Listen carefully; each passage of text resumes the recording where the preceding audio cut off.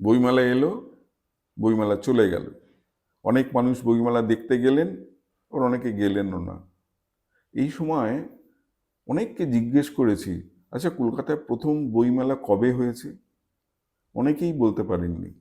যারা একটু জানেন তারা বলেছেন 1976 সালে ভিক্টোরিয়া মেমোরিয়াল আর রবীন্দ্র সদনের মাঝের যে মাঠ সেইখানে। এটাও ঠিক কথা নয়। তাহলে কোথায় হয়েছিল কলকাতায় প্রথম বইমেলা? জানতে আপনারা সবাই দেখুন তুড়ি কাহিনীর এই এপিসোড।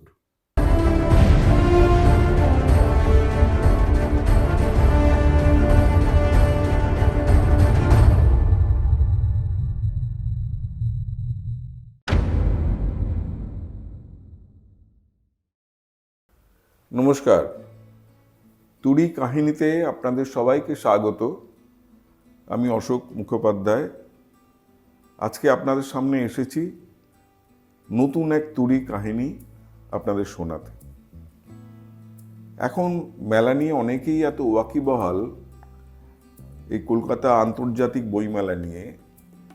তাদের যদি বলা হয় এ প্রথম বইমেলা কবে হয়েছে বলুন তো, অনেকে যেমন পারবেন না বলতে, আবার অনেকেই বলে দেবেন হ্যাঁ না এ তো 1976 সালে হয়েছিল, একদম ওই ভিক্টোরিয়া মেমোরিয়ালের পাশের যে মাঠ সেইখানে শুরু হয় বলে নানান রকম গল্প বলবেন। কারণ এই কথাগুলো আজকাল অনেক জায়গায় কাগজে বেরিয়েছে, তারপরে সোশ্যাল মিডিয়াতে বহুবার বেরিয়েছে। এটা প্রায় অনেকেরই জানা, যারা একটু বইমেলার খোঁজ খবর রাখেন।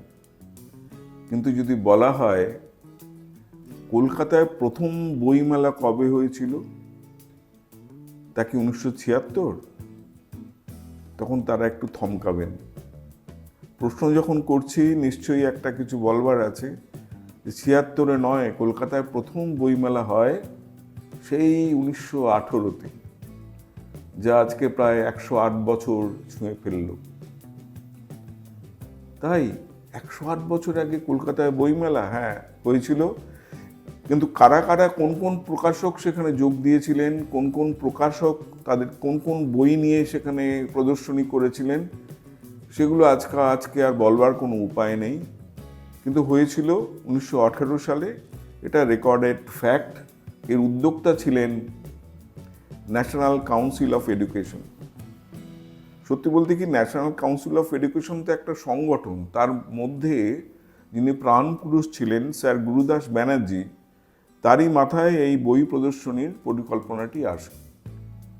তাহলে একটু খুলে বলতে হয় ন্যাশনাল কাউন্সিল অফ এডুকেশনটাই বা কী, আর তারা কেনই বা এই বইমেলার উদ্যোগ নিল, সেই ব্যাপারটা একটু বলা যায়। আসলে যখন কার্জন 1904 সালে ইউনিভার্সিটিজ অ্যাক্ট চালু করেন, সেটা চালু করার পর অনেকেরই মনে হয়েছিল, যারা জাতীয়তাবাদী, যারা স্বদেশী শিক্ষার প্রচলন করতে চান, তাদের মনে হয়েছিল এ আমাদের উপর একটা বড় আঘাত। আমাদের দেশের অনেক লোককে পাশ্চাত্য শিক্ষার সুযোগ সুবিধা থেকে বঞ্চিত করবার জন্য এই আইন বলবৎ হয়েছে। তো সেই জন্যে 1905 সালের নভেম্বর মাসের কোনো সময় একটা ল্যান্ড হোল্ডার্স সোসাইটি বলে একটি সংগঠন, তারা পার্ক স্ট্রিটে একটি মিটিং ডাকে এবং সেখানে আলোচনা করে ঠিক হয় আমরা একটা জাতীয় শিক্ষা পরিষদ গড়ব, যাতে ইংরেজিতে যাকে বলা হবে ন্যাশনাল কাউন্সিল অফ এডুকেশন। এবং 1905 সালের যে মিটিং, যেটা পার্ক স্ট্রিটে হয়েছিল, তাতে কিন্তু 1500 ডেলিগেট যোগ দিয়েছিলেন। এবার যখন বলা হয় যে না, একটা আমাদের ব্যবস্থা, আলাদা কিছু ব্যবস্থা করতে হবে, একটা জাতীয় শিক্ষা পরিষদ গঠন করা হবে, তো জাতীয় বিদ্যালয় গড়বার জন্যে, জাতীয় বিশ্ববিদ্যালয় গড়বার জন্যে রাজা সুবোধচন্দ্র মল্লিক সেখানে বলেন আমি 1 লক্ষ টাকা দেবো। এগুলো কি ব্যাপারটা হচ্ছে যে কার্জন তো বঙ্গ ব্যবচ্ছেদের একটা চেষ্টা করেছিলেন, বাংলা ভাগের চেষ্টা করেছিলেন। এগুলো হচ্ছে তার প্রতিক্রিয়া। বলে কি এত বড় কথা, তোমরা দেশের লোককে বঞ্চিত করবে শিক্ষা থেকে, আমরা নিজেরাই নিজেদের শিক্ষার ব্যবস্থা করব। বাঙালির অস্মিতাবোধ জেগে উঠল, তারা তখন ঠিক করলো আমরা নিজেরাই পয়সা দিয়ে নিজেদের ব্যবস্থা করব। এই জন্যই জাতীয় বিশ্ববিদ্যালয়, জাতীয় বিদ্যালয়, জাতীয় কলেজ এসব গড়ে তোলার প্রস্তুতি, জাতীয় স্কুল।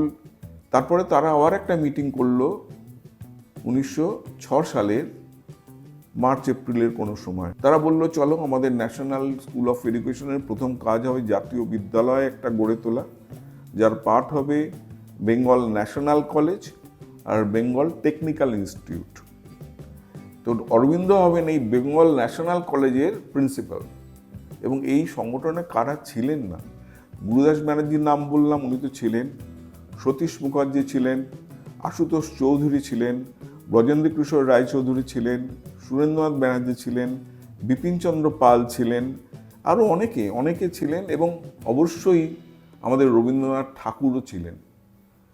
এবং রবীন্দ্রনাথ ঠাকুর যখন 1905 সালে যেরকম স্বদেশী গান লিখেছেন, তেমন তো আর কখনো লেখেননি, অসামান্য সমস্ত গান তিনি লিখেছেন। কিন্তু একটা কথা আমরা ভুলে যাই, যে ওই স্বদেশী যুগ, ওই বয়কটের যুগ শুধু কিন্তু গানের জন্য নয়, তারা একটা কনস্ট্রাকটিভ কাজও করবার চেষ্টা করেছিলেন, যার ফলশ্রুতিতে বেঙ্গল ন্যাশনাল কলেজ, যার ফলশ্রুতিতে বেঙ্গল টেকনিক্যাল ইনস্টিটিউট, তাদের একটা প্রধান ছিল যে না শিক্ষা এবং আমাদের প্রযুক্তিগত শিক্ষা, বিজ্ঞান ভিত্তিক শিক্ষা, এবং তার সঙ্গে সঙ্গে আমাদের সাধারণ শিক্ষা যেটা হয় সেটাও। আমি একটা পরের কথা আগে বলে দিচ্ছি, এই বেঙ্গল ন্যাশনাল কলেজ এবং বেঙ্গল টেকনিক্যাল ইনস্টিটিউটের হাত ধরেই সেইটাই কিন্তু কালক্রমে 1955 সালে আমাদের যাদবপুর ইউনিভার্সিটি হয়ে ওঠে। তার আদি বীজ কিন্তু ওই বেঙ্গল ন্যাশনাল কলেজ এবং বেঙ্গল টেকনিক্যাল ইনস্টিটিউট, যার বেঙ্গল ন্যাশনাল কলেজের প্রিন্সিপাল ছিলেন স্বয়ং অরবিন্দ ঘোষ। এই শুরু হয়ে গেল। এই যখন চলছে কার্যক্রম, নানা রকম পড়াশুনো শুরু হয়ে গেছে, জাতীয় স্কুল শুরু হয়ে গেছে, অনেকেই সেখানে যোগ দিচ্ছেন, না আমরা জাতীয় শিক্ষার জাতীয় স্কুলে থাকব, আর এরা সব এগিয়ে এসেছেন সাহায্য করতে। এটা একটা অত্যন্ত উল্লেখযোগ্য ঘটনা যে ইংরেজি শিক্ষার বিরুদ্ধে মানে একটা পাল্টা একটা শিক্ষার ব্যবস্থা গড়ে তোলে। এটা খুব কম গুরুত্বপূর্ণ নয়। কিন্তু সতীশ মুখোপাধ্যায় ডন সোসাইটি চালাতেন, তারাও কিন্তু এই পাল্টা শিক্ষার কথাই বলতেন। এবং যে জিনিসটা বলবার সেটা হচ্ছে যে ইংরেজি শিক্ষাকে ধ্বংস করে দাও, ভেঙে দাও, সেটা বলেননি তারা বলেছেন তার পাল্টা আমরা আর একটু ভালো কিছু গড়ে তুলব, যাতে লোকে উদ্বুদ্ধ হয় এখানে আসতে। এই চলছে। এবার এই চলতে চলতে তখন গুরুদাস ব্যানার্জি মনে হয় যে ভালো, কলেজ চালু করছি, সবই হচ্ছে, আমরা একটা বইয়ের প্রদর্শনী করব। তো যেরকম ভাবা সবাই বললো হ্যাঁ খুব ভালো প্রস্তাব। তো 1918 সালে সেই বইয়ের প্রদর্শনী শুরু হয়ে গেল। কোথায় না, আমাদের বউবাজারের কলেজ স্ট্রিটের মোড়ে যে গোয়েঙ্কা কলেজ অ্যান্ড অ্যাডমিনিস্ট্রেশন এখন দেখতে পান, সেই জমিতে বইয়ের প্রদর্শনী শুরু হয়। এবং এটাই ছিল কলকাতার প্রথম পুস্তক মেলা, এটা মনে রাখবেন। এটাই কলকাতার প্রথম পুস্তক মেলা, যা নিয়ে দুর্ভাগ্যবশত আজকে আমরা মনে রাখি না। 108 বছর হয়ে গেলেও তাকে ভুলে গেছি। আমরা 49তম কলকাতা বইমেলাটা জানি, কারণ সেটা জীবিত আছে, চলছে। কিন্তু একটা মেলা যার বীজ ছিল এইখানে, বই মেলার ব্যাপারটা কিন্তু তার মানে বাঙালির রক্তে, মধ্যবিত্ত বাঙালির রক্তে। এই মধ্য কলকাতায় গোয়েঙ্কা কলেজের যে ক্যাম্পাস, সেইখানেই কিন্তু প্রথম বইমেলা হয়। এটা আমাদেরকে মনে রাখতে হবে। এবং এই বইমেলা অত্যন্ত সাকসেসফুল হয়েছিল, এবং তার রিপোর্ট আছে, একটু দয়া করে খবরের কাগজ যদি সেই সময় পড়ে নেন, তাতে অনেক কিছু কথা বলার আছে। কিন্তু কোন কোন প্রকাশক কী ব্যাপার তার খুব একটা ডিটেল আমরা জানতে পারি না। এইটুকু জানতে পারি 1918 সালে এটা হয়েছিল। 2018 সালে আমাদের যাদবপুর ইউনিভার্সিটি তার 100 বছর উদযাপনও করেছে।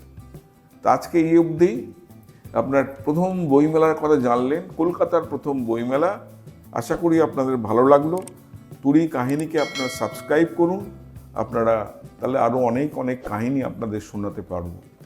নমস্কার, ভালো থাকবেন।